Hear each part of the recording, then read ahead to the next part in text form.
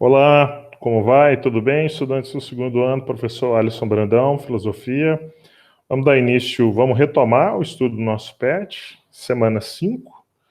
Falta só mais uma semana para fechar o nosso PET, espero que vocês estejam gostando. A semana 5 tem uma proposta um pouco diferente. A semana 5 vai ser aberta aí no nosso... Vou acertar um pouco a minha cadeira. Pronto, acho que agora ficou legal. Mas a semana 5 ela tem uma proposta um pouco diferente em relação ao que nós estávamos fazendo. A semana 5 ela se propõe a ser uma semana um pouco mais formativa, uma semana dedicada à formação propriamente dita. Não é uma semana que aborda, eu estou chamando de semana formativa, porque geralmente as semanas que nós vimos, as 4 semanas anteriores, elas estavam muito focadas no nascimento da filosofia, na passagem do mito para a filosofia. Então tinha um processo muito mais tradicional, mais focado em um tema, na verdade, que cai no Exame Nacional do Ensino Médio, que é essa passagem do logos, né, do mitos para o logos. Hoje, o PET, na semana 5, ele propõe retomar essa questão do mito, mas numa perspectiva mais formativa. A gente entender a importância que o mito ainda tem na nossa vida. Quando fala mito, e o primeiro tópico dessa semana, eu ia chamar desse capítulo, mas na verdade é dessa semana, é a ideia do discurso. Ele apresenta uma definição de discurso. Vejamos só. Simplificamos, podemos dizer que discurso é basicamente uma mensagem, mas estamos na aula de filosofia. Enfim, é um conteúdo aqui que é afim à língua portuguesa.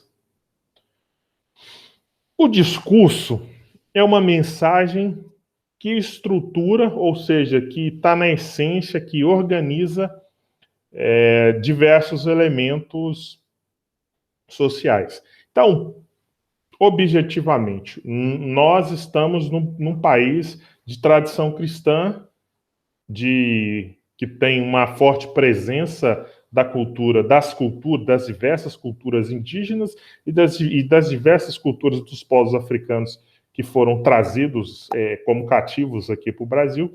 E essas 3 grandes matrizes, vamos dizer, a matriz dos nossos povos originários que aqui estavam antes de 1500, dos que vieram cativos da África para cá e dos europeus que vieram expoliar o nosso território, diga-se de passagem, esses três grupos, essas 3 grandes trajetórias, esses 3 povos, podemos assim dizer, formam o que nós chamamos de identidade brasileira, formam o que nós conhecemos como povo brasileiro. Então, essa ideia do povo brasileiro é, de uma certa forma, um mito. O povo brasileiro é um mito em qual sentido? Como uma construção.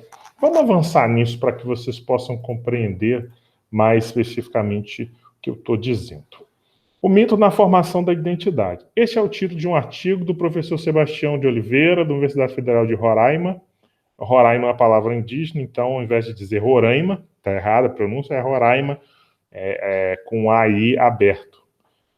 Com a professora Antônia de Silva Lima, da Universidade Federal do Amazonas. Então, esses 2 pesquisadores, lá do norte do Brasil, lá da região norte brasileira, apontam para a importância dos mitos amazônicos, dos povos originários do nosso país, na formação especial da cultura do povo amazônico, dos povos da região da floresta amazônica. Os mitos e as lendas fazem parte da cultura do homem amazônico, interferindo na formação de sua identidade.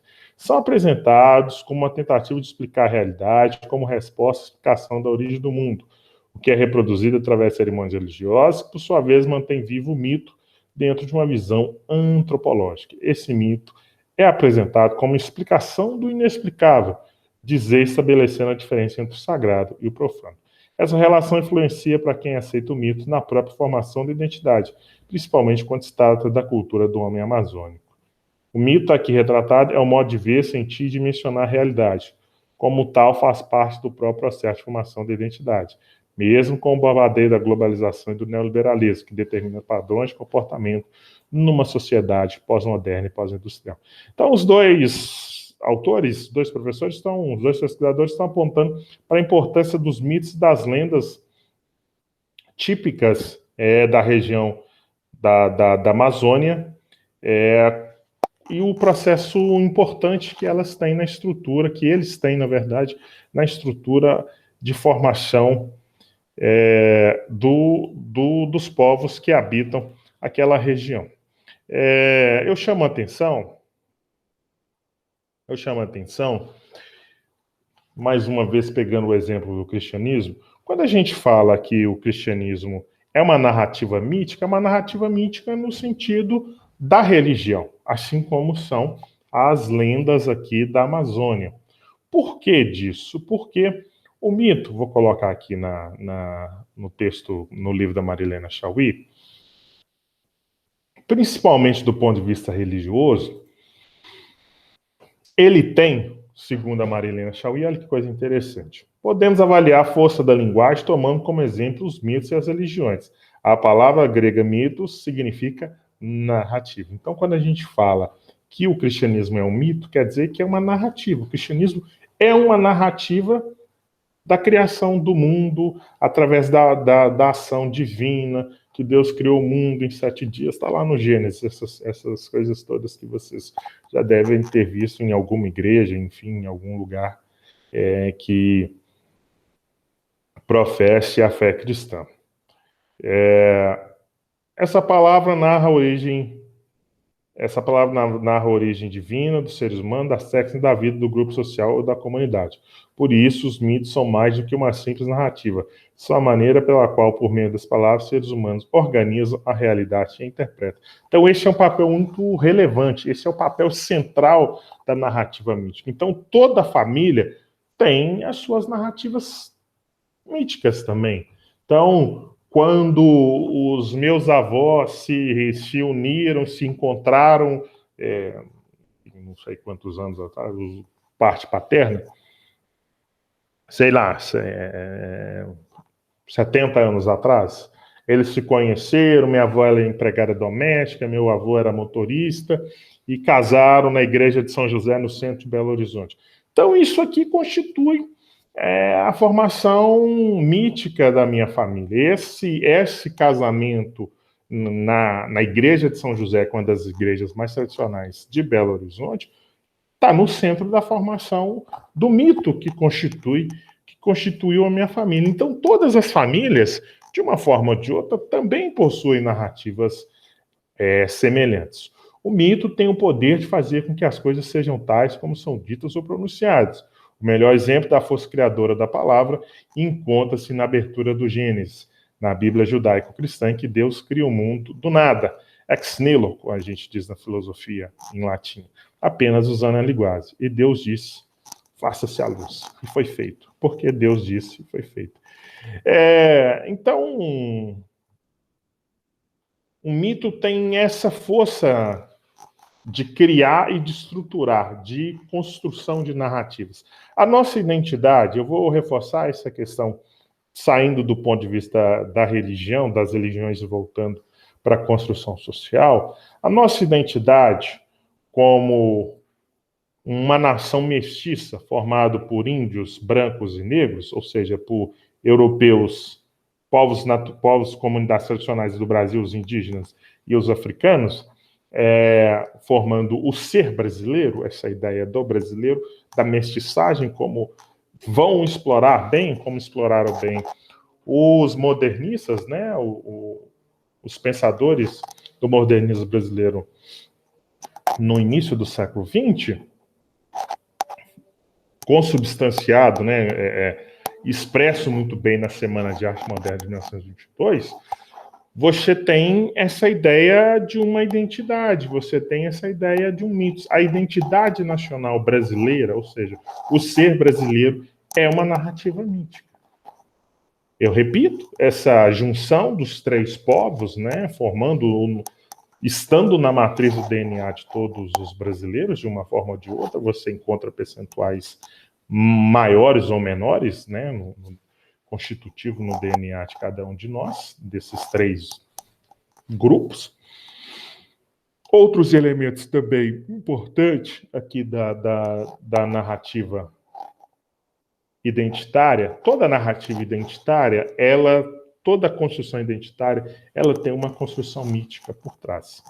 Então, por exemplo, quando nós falamos no Brasil em negros, definimos, por exemplo, eu me considero um homem negro. E eu me considero um homem negro porque eu tenho a pele escura, e mais do que ter a pele escura, eu tenho um passado, nós temos um passado. Ali, ó, tem um quadro de uma mulher africana atrás de mim, como vocês podem perceber, e remete a essa presença dos africanos no Brasil, a essa construção da presença dos africanos no Brasil, e que foi uma presença, diga-se de passagem, involuntária. Eles não quiseram vir para cá, vieram de forma forçada. Assim como quando nós falamos nas comunidades indígenas ou nos povos indígenas, é a mesma coisa, é uma construção também identitária, há uma construção mística, assim como é possível falar de uma identidade espanhola, francesa, americana, argentina e tantas outras, como eu tentei avançar na questão da identidade brasileira. Aí, para finalizar aqui a sugestão aqui da aula, os mitos têm a gente pode usar, eu quero dar ênfase nisso, nós podemos usar o mito em duas perspectivas. Essa como narrativa, uma perspectiva positiva, na verdade nem duas, em várias perspectivas, e eu vou explorá-las aqui agora. Uma perspectiva religiosa, como eu apresentei no início da aula, em que o mito está ligado a essa ideia de a criação de uma estruturação da origem, da realidade. Então, tem essa perspectiva religiosa. É isso na sua origem, diga-se de passagem, mas o mito também está focado, ele serve também para a criação de identidades, ele serve também para a criação de identidades culturais, como eu dei o exemplo da identidade cultural dos povos indígenas aqui no Brasil, da minha identidade cultural como um homem negro brasileiro, ou seja, o afro-brasileiro, os afro-americanos. Então, são identidades culturais criadas, ou seja, há um mito por trás dessa identidade. Assim como nós falamos do brasileiro, há um mito por trás da identidade do brasileiro. O que caracteriza o brasileiro? É o samba, é o futebol, a dita malandragem, o jeitinho. Isso aqui também é uma construção mítica em torno do nosso jeito de ser, do nosso jeito de fazer. Daí a questão antropológica por trás desse ponto. O mito tem uma relação direta com a linguagem.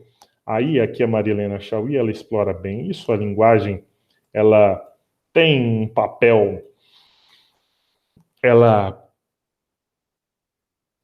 é essa capacidade, ela representa essa capacidade humana que é inata, ou seja, nós nascemos com essa capacidade inata ou natural de se expressar, e as línguas, como a língua portuguesa que nós falamos no Brasil, são convenções, ou seja,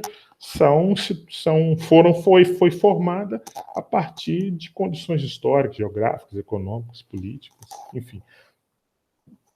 Eu acho que é um ponto importante aqui para a gente ter em mente. Eu estou passando rápido aqui porque eu quero destacar um outro ponto. Em um outro momento a gente vai ter oportunidade de tratar bem desse trecho aqui do livro da Chauí.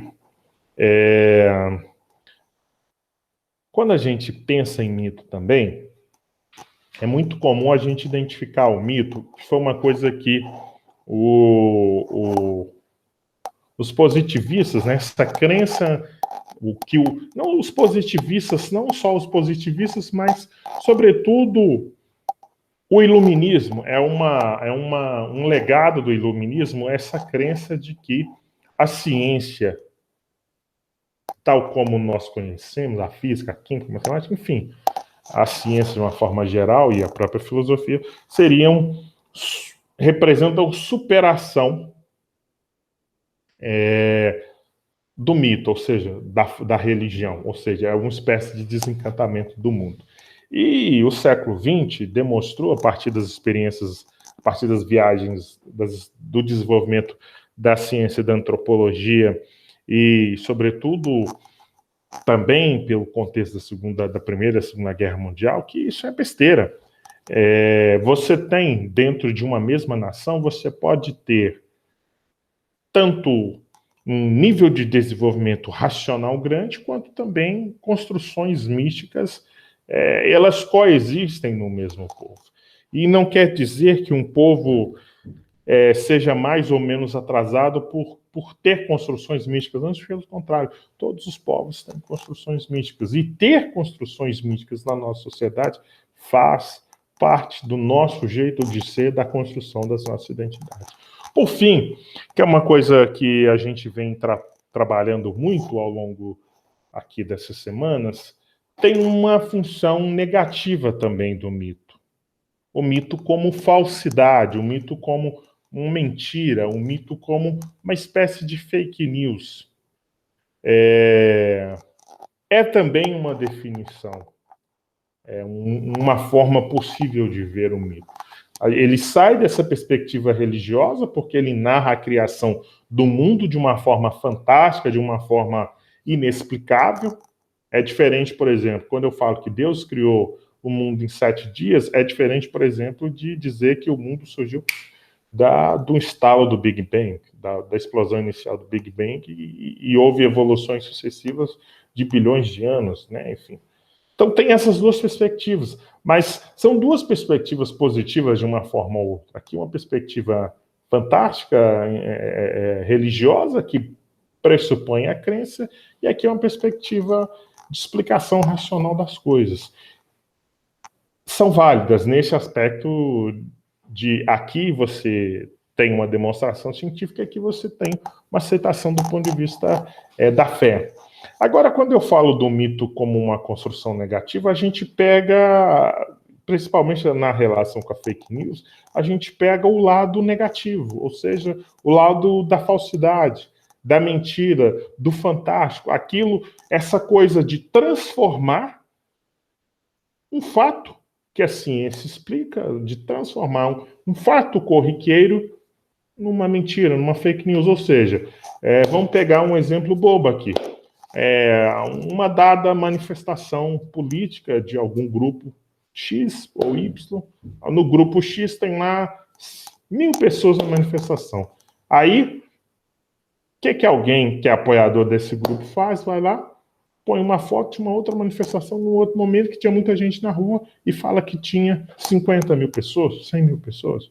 Isso tem acontecido muito. Então, esse sentido aqui de quando é o fake news, quando está falseando a realidade, isso é um mito de uma forma negativa, ok?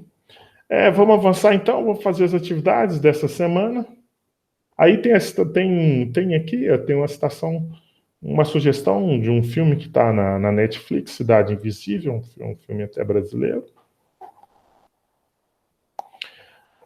A questão 2 e 3 é uma questão mais pessoal, que vocês devem fazer essa reflexão de forma mais pessoal.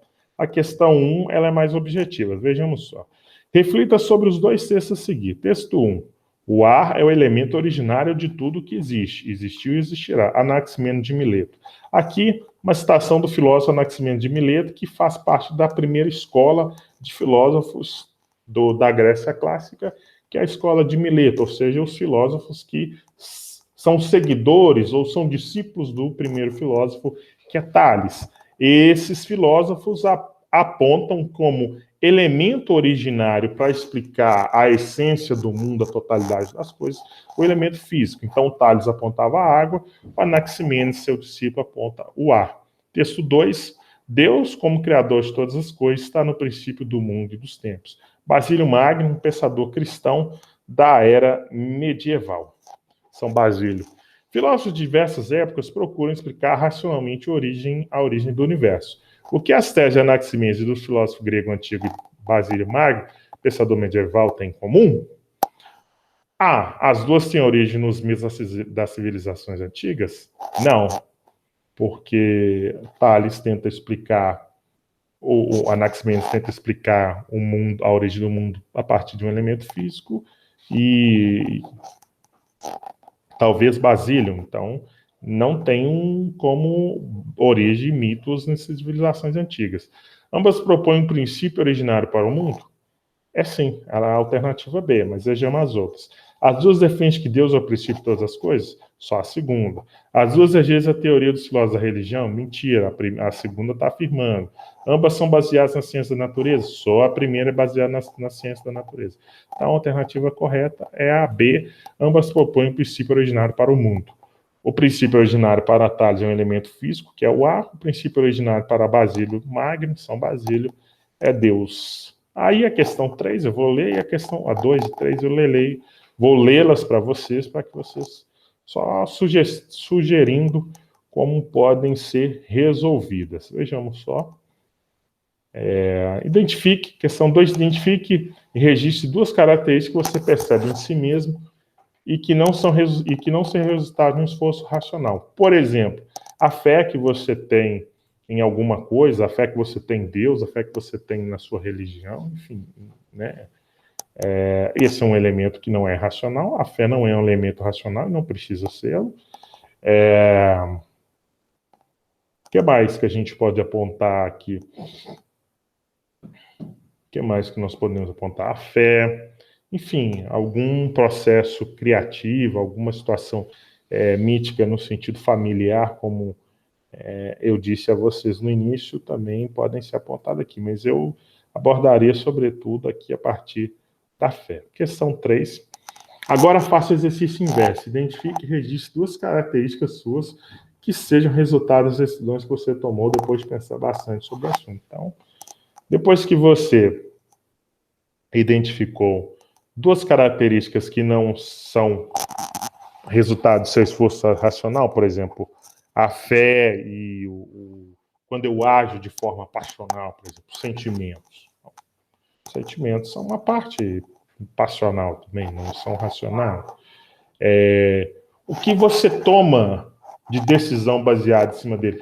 Eu vou à missa, eu vou ao culto, eu vou no terreiro, eu quando me apaixono, eu quebro a cara, eu brigo, eu xingo, eu me exponho, enfim, é esse tipo de coisas, construções possíveis.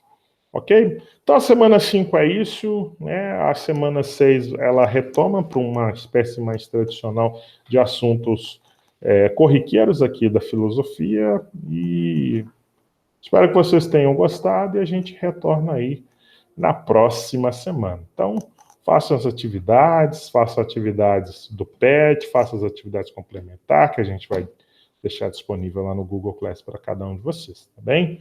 Forte abraço e vou parar o compartilhamento e vou me despedindo de vocês até a próxima semana.